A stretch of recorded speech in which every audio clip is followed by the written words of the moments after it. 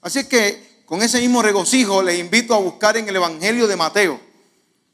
Evangelio de Mateo capítulo 9, versículos del 9 al 13.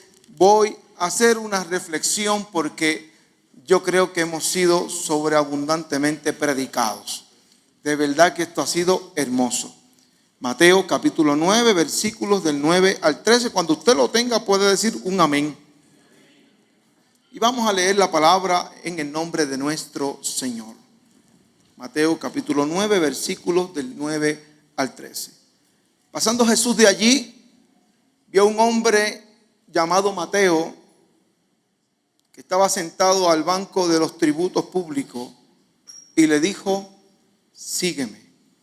Y se levantó y le siguió. Aconteció que estando él sentado a la mesa en la casa, he aquí que muchos publicanos y pecadores que habían venido se sentaron juntamente a la mesa con Jesús y sus discípulos. Cuando vieron esto los fariseos, dijeron a los discípulos: ¿por qué come vuestro maestro con los publicanos y pecadores? Al oír esto, Jesús les dijo: los sanos no tienen necesidad de médico, sino los enfermos. Id, pues, y aprended lo que significa misericordia quiero y no sacrificio, porque no he venido a llamar a justos, sino a pecadores al arrepentimiento. Te doy gracias, Señor, por tu palabra en esta hermosa hora, suplicándote, Señor, que así como hemos escuchado a través de estos días, una vez más tu palabra obre en nuestro corazón y germine conforme a tu voluntad en nuestra vida. Ayúdanos cada día, Señor, para que desde tu palabra podamos testificarte siempre. En el nombre de Jesús. Amén. El pastor había anunciado que aquel domingo vendría a la iglesia el mismísimo Jesucristo en persona. Y lógicamente la gente acudió en tropel a verlo. Todo el mundo esperaba que predicara, pero él, cuando se presentó, se limitó a sonreír y decía: hola, hola, ¿cómo están? Hola. Y saludaba a todos y a todas. Y todos, y en especial el pastor, le ofrecieron su casa para que pasara aquella noche, pero se rehusó cortésmente todas las invitaciones y dijo que pasaría la noche en la iglesia. Y todos pensaron que era muy apropiado. A la mañana siguiente, a primera hora, salió de allí antes de que abrieran las puertas de la iglesia. Y cuando llegó el pastor y el pueblo, descubrieron horrorizados que su iglesia había sido profanada. Las paredes estaban llenas de pintura con la palabra cuidado. No había sido respetado en un solo lugar del templo. Las puertas decían cuidado, las ventanas decían cuidado, las columnas, el púlpito, el altar y hasta la Biblia que descansaba sobre el púlpito también tenía esta palabra que decía cuidado. Pintado con letras grandes o con letras pequeñas, con lapicero o con pluma y en todos los colores inimaginables. Donde quiera que uno miraba, lo que decía era cuidado, cuidado, cuidado. Ofensivo para la iglesia, desconcertante, aterrador, irritante. ¿De qué se suponía que había que tener cuidado? No se decía solamente eso, cuidado. Y el primer impulso de la gente de la iglesia fue borrar todo rastro de aquella profanación, de aquel sacrilegio. Y si no lo hicieron, fue únicamente por la posibilidad de que aquello hubiera sido obra del propio Jesús. Aquella misteriosa palabra, cuidado, comenzó a partir de entonces a surtir efecto en los feligreses cada vez que acudían a la iglesia. Comenzaron a tener cuidado con la escritura y consiguieron servirse de ella sin caer en el fanatismo. Comenzaron a tener cuidado con las afirmaciones bíblicas y lograron santificarse sin incurrir en la superstición. El pastor comenzó a tener cuidado con su poder sobre los fieles y aprendió a ayudarles sin necesidad de controlarlos. Y todo el mundo comenzó a tener cuidado con esa forma de religión que convierte a los incautos en santurrones. Comenzaron a tener cuidado con la legislación eclesiástica, puestos de poder y lugar de alcance a los que muchos admiraban y querían. Y aprendieron a observar la ley sin dejar de ser compasivos con los débiles. Comenzaron a tener cuidado con la oración para no ser como los hipócritas. Y esta dejó de ser un impedimento para adquirir confianza en sí mismo y se tornó la oración en un espacio para postrar el corazón delante del Señor. Comenzaron incluso a tener cuidado con sus ideas sobre Dios y aprendieron a reconocer su presencia fuera de los estrechos límites del templo. Actualmente, la palabra en cuestión, que entonces fue motivo de escándalo, aparecía escrita en la parte superior de la entrada del templo. Incluso hasta un rótulo de luces de neón colocaron, porque de ahí en adelante todo el que llegara al templo habría de tener cuidado. Entonces, ante esta narrativa, ¿qué es lo que le interesa a Dios cuando hablamos de que la misión nos une? Al Dios creador del universo le interesa amarnos. Amarnos para que estemos en comunión los unos con los otros. Encontraba en estos días que no fue Jesús, pero es que pasó alguien por Bosa y también dejó muchas palabras escritas, porque han grafiteado la iglesia, el templo. No sabemos qué fue lo que aconteció, pero desde este relato que ya yo tenía para esta hermosa hora, cuando llegué allí quedé impactado. Lo que por tanto tiempo nos ha interesado es apenas parte de la historia.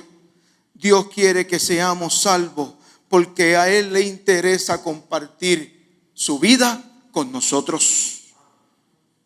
Es que el apóstol Pablo decía a la iglesia en Roma: hermanos, lo único que somos es deudores. Somos deudores, no a la carne, para que vivamos conforme a la carne. Somos deudores del Señor. Estamos endeudados con el Señor. Y esto no significa que en algo que hagamos le vamos a pagar. Jamás podremos decirle al Señor: te he servido tanto que con lo que he hecho te voy a pagar. Porque nada de lo que hagamos, ninguno podrá pagar la salvación que Cristo en la cruz operó por nosotros. Entonces, a Cristo se le predica más con actitudes que con perorotas. Porque ciertamente la actitud debe ser como la de Jesús. Como tú me enviaste al mundo, así yo te envío al mundo. Está clara nuestra ruta. Es el mundo. Está clara nuestra ruta, es el mundo. No el aislamiento, no la distancia. El evangelio del reino, luego de habernos transformado, nos devuelve al mundo. ¿Alguien dice amén? Porque ciertamente una vez llegamos al Señor, el Señor nos devuelve transformados para que seamos capaces de darle una palabra a alguien para que también sea transformado. Entonces, en esa transformación nos hagamos agentes de unión y reconciliación entre la humanidad y Dios. El llamado de esta convención nos invita a pasar de ser una iglesia de aislamiento, de distancia, a ser una iglesia que piensa más en los demás que en sí misma, que nos motiva a hacer y hacer la voluntad de Dios, que mucho tiene que ver con rescatar al perdido. sanar al herido y libertar al cautivo.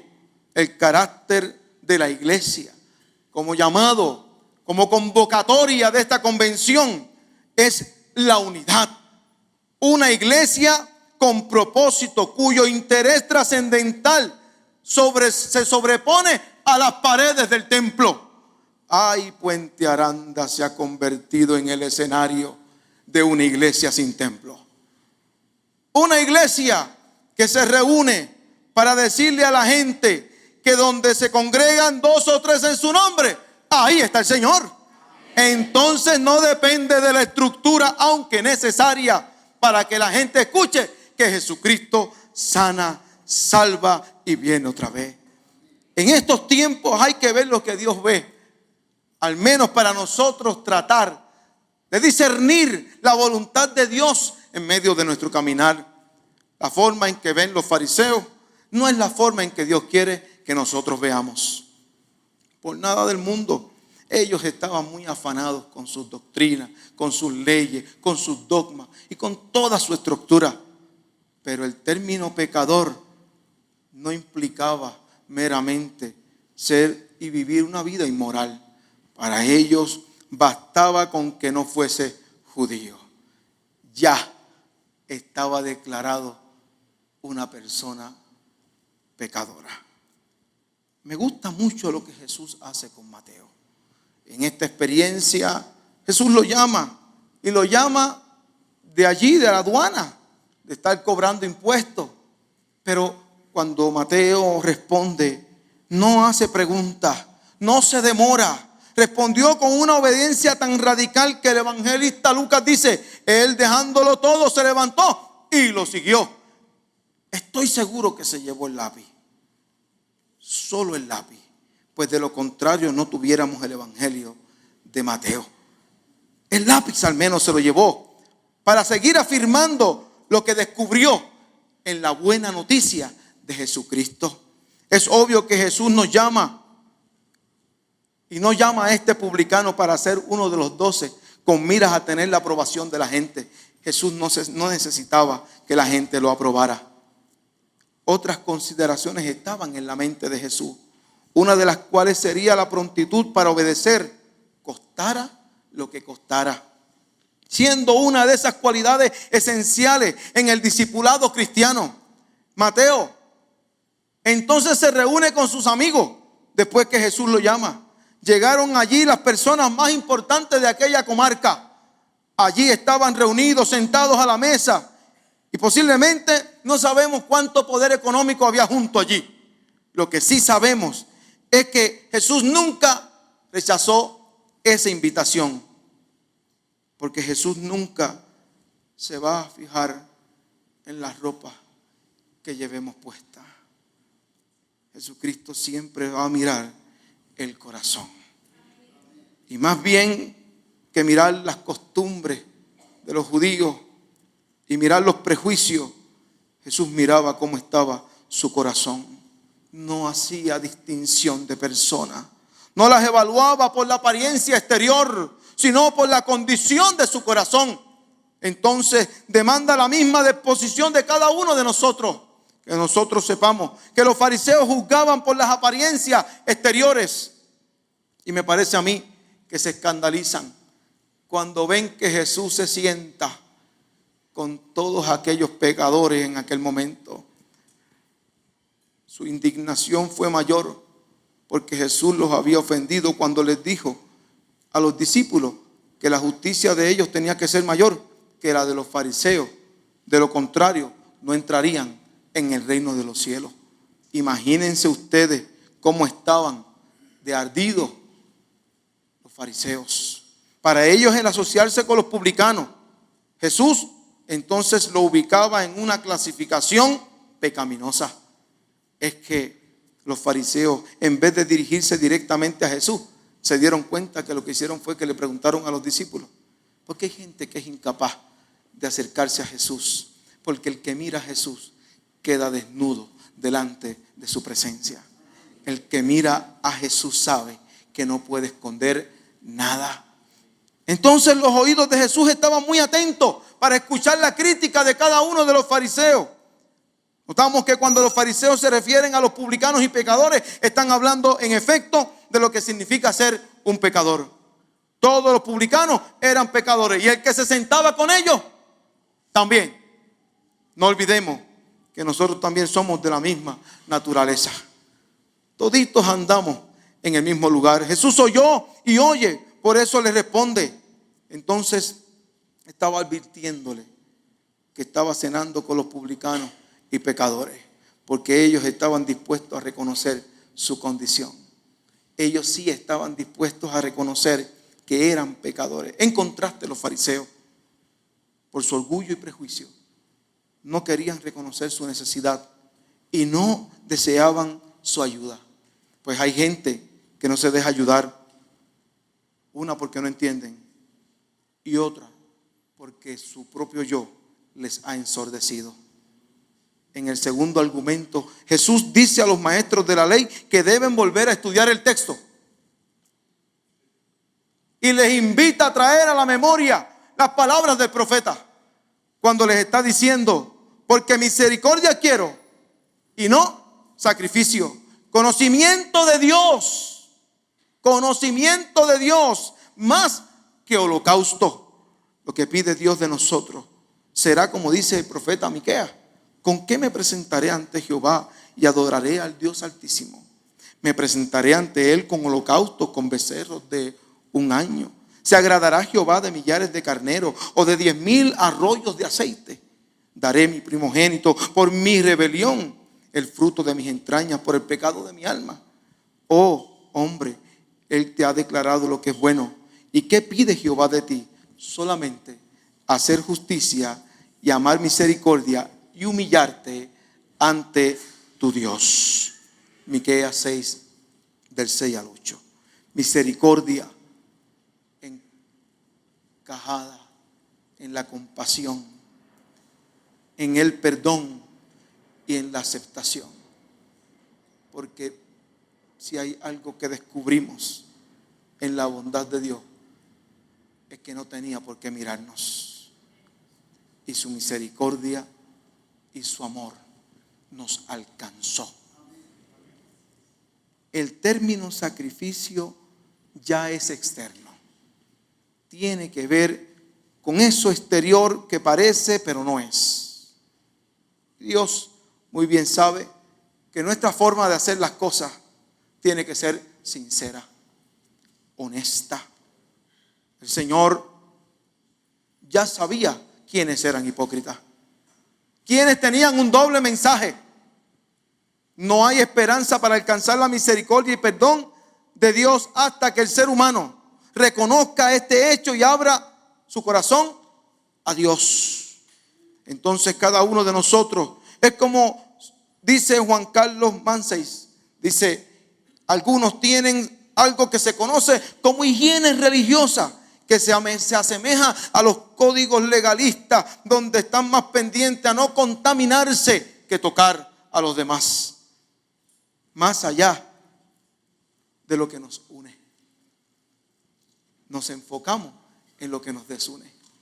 ¿Qué es el resultado de la obra de Cristo y el Espíritu de la gracia en nuestro interior? Lo que nos une. Lo que nos une es el Espíritu de Dios. Por eso ya en Efesios lo dice: somos uno, somos uno, somos uno. No podemos olvidar que los rabinos observaban una gran cantidad de reglas y mandamientos que ni siquiera estaban establecidos en la Escritura. Códigos legalistas que se concentraban en quién se podía tocar y a quién no. ¿Se imagina a alguien diciendo: a esa gente de Villa Javier yo no los voy a tocar? O a esos otros de Bosa tampoco. O no voy a tocar los que viven allá o están en Puente Aranda. ¿Se imagina saludarnos de manera hipócrita? Nosotros sabiendo que el tema principal de esta convención es la misión que nos une. Entonces sería muy triste porque andamos entonces creyéndonos más santos que el Santísimo. El Santísimo no se separó por ser santo. El Santísimo se acercó por ser santo. Entonces Él, en esa experiencia, no dictó sentencia sobre nadie, diciéndole a los demás: No te me acerques porque eres mujer o porque eres niño, porque eres leproso o porque eres un mendigo, porque eres un pecador. No, porque yo he venido para que tengas vida y vida en abundancia. No les gustaba mezclarse con los gentiles y otros grupos porque quizás alteraban sus códigos de legalismo. Esto nos pasa hoy también. No querían que los gentiles les contaminaran. Es una actitud de cuidado. Y si vamos a mirar entonces el cuidado, vivámoslo de manera santa, apartándonos del pecado, amando a los demás, tratando a los demás como superiores a nosotros. Y no importa si le tenemos que tocar o abrazar, sienta que ese abrazo viene del Señor. Algunos tienen vecinos que ni siquiera conocen porque todavía el brazo está en una condición petrificada. Esa mirada despectiva siempre nos va a desviar de la misión que nos une. El Hijo de Dios no se encerró entre cuatro paredes, sino que todo lo contrario, se abrió al mundo, tanto que aún en la cruz, en lugar de cerrar los brazos, se los extendieron. Aún en la cruz hay una señal de recibimiento, de esperanza, que nos invita a cada uno de nosotros a que sigamos buscando a los perdidos, a que rompamos con nuestros círculos más cómodos y en ocasiones hasta sectarios. Hay muchas vidas que necesitan desesperadamente que el Señor les visite. Jesús, en total contraposición, no estaba preocupado por los gérmenes, tampoco por la infección, ni le preocupaba ninguna bacteria. Hasta los discípulos, sin lavarse las manos, se comieron las espigas. Jesús no vino a tocar gente, Jesús vino a sanarla. Jesús vino a tocar el leproso, a sanar mujeres, hombres, hijos, familias. Vino a ser capaz de darnos la oportunidad de mirarle con esperanza. A mí me parece que Jesús es nuestro ejemplo y no los fariseos. Así la misión que nos une. Esa misión no es de Dios. Si no es de Dios, tampoco es de la iglesia. Si en esa misión nos aislamos, Dios no está. Si en esa misión nos acercamos, Dios está.